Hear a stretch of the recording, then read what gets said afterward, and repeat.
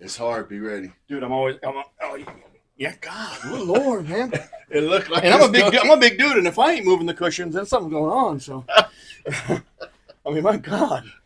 It looked comfortable though, but it's not. So, note to self: when you're like having a really long day and you've worked till like midnight, you don't want to say, you know what, I'm just going to sleep on the couch. I can't do it. Okay, Now I know. What's going on? JJ Hayes hanging out here. WSU, Charles Koch Arena inside the coach's office. I'm here with Coach Terry Nooner, women's basketball. What's going on, Coach? Not much. Just another day getting ready for practice. We had an off day yesterday.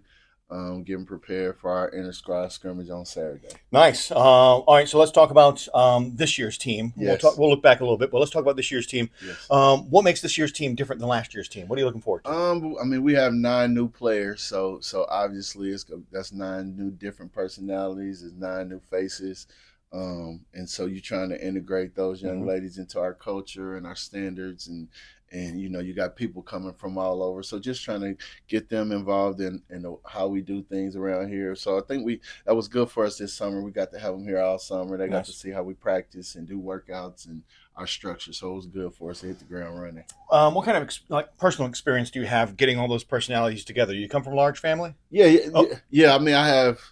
You have a lot of siblings? Yeah, I have there's 4 of us, and I have 2 stepbrothers. So that we grew up together, so that's a lot.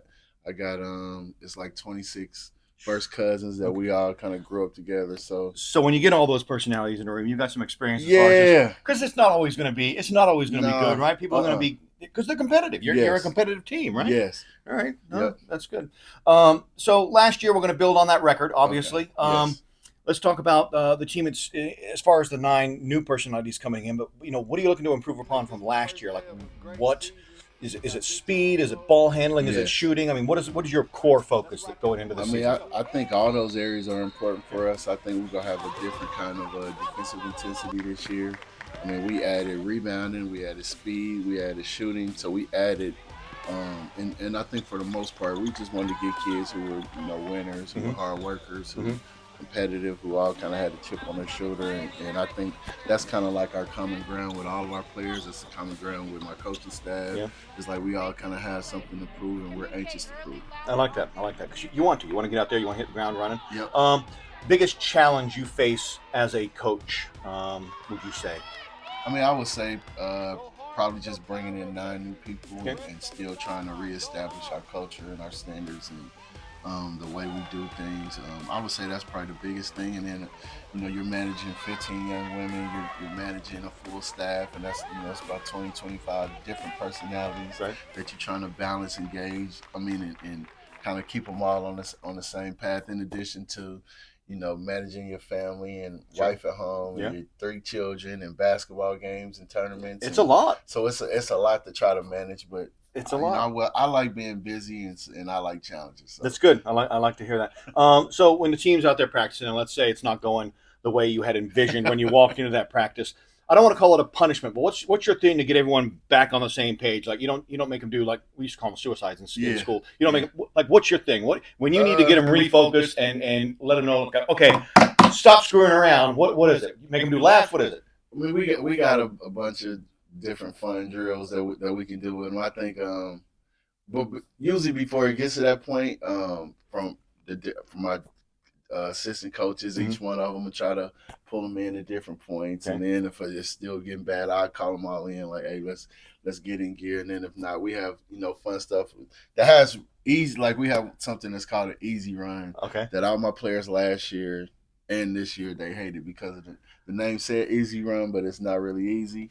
And it's just it's a basic, you jog the sidelines, you do baselines. Okay. On the baselines, you do like defensive slides. You have to keep your arms above your shoulders the entire time, and you can't touch the cones running around. I got to be honest, you called it fun, but nothing of what you just described ain't fun. Yeah. They would rather do a whole bunch of just like old school suicides or up and down sprints. Sure. So they hate easy run. Yeah, I got it. So they don't want to hear the word easy run. Then we have another one that's called, where we're in Coke, that we call tours, and that's basically running up and down all of the steps in like a circle motion. So they don't like tours and easy run. Right. But the names doesn't sound as bad. Right.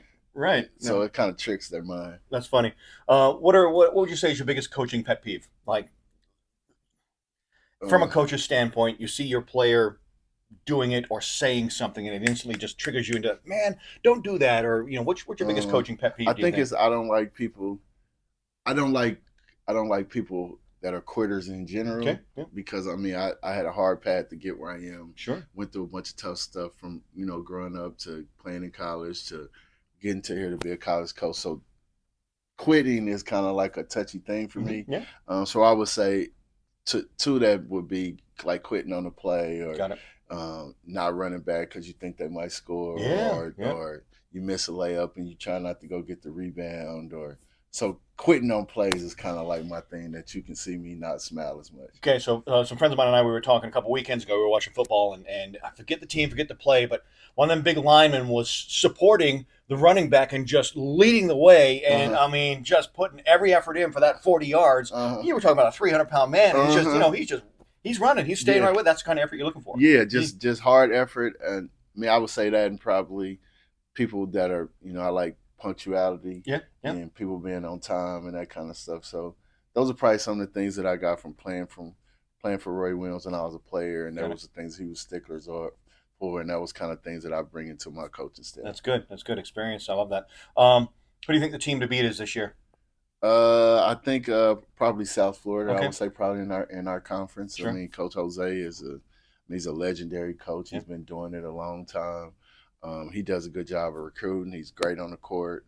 They got a great home court advantage, especially when you have to go down there in the middle of December and you think you get to go to the beach and it's yeah, warm yeah. and they kind of set you up going down there. But I would say South Florida, Okay. I would say would be the team to beat. I mean, Rice represented us in the NCAA tournament, and Lindsay is a good friend of mine. She's gonna be good. But I mean, we got a great league. We got a bunch of different kind of coaching styles. We got great coaches in our league. We got pro players in our league, so big time players across the league. Yeah. So it's always gonna be a tough gauntlet when you got to go to the AAC. Sure. Sure. All right. One final thing. Obviously the goal here is the W's, get the Yeah. wins, but Yes. also, get the fans in the seats Yes. here at Yes. Charles Coke Arena. Someone who's never been, or someone who's thinking, I'm thinking about getting season tickets or something like that. What would you tell them? What can they expect this year for basketball? I mean, I think it, like our style of play is going to be something that people are going to want to come and watch. I think our young ladies are great mentors, and they do a good job of being of example of what a young lady should look like and what you should strive for. It's very fan friendly. Our players after games run around and shake I everybody's love that. hands, and so we're really approachable. I think our season tickets aren't the most expensive in the world. Students at WSU can come to games for free, so I think it's just great entertainment at a great price point, and our kids will go entertain you when you come watch us play. And let's not forget about the extraordinary athletic talent of your squad. I Yes, mean, right? yes, There's going to be yes, some great games. yes. They're going. I mean, people are going to love this team that we have and the way they play and the intensity and the excitement, Okay.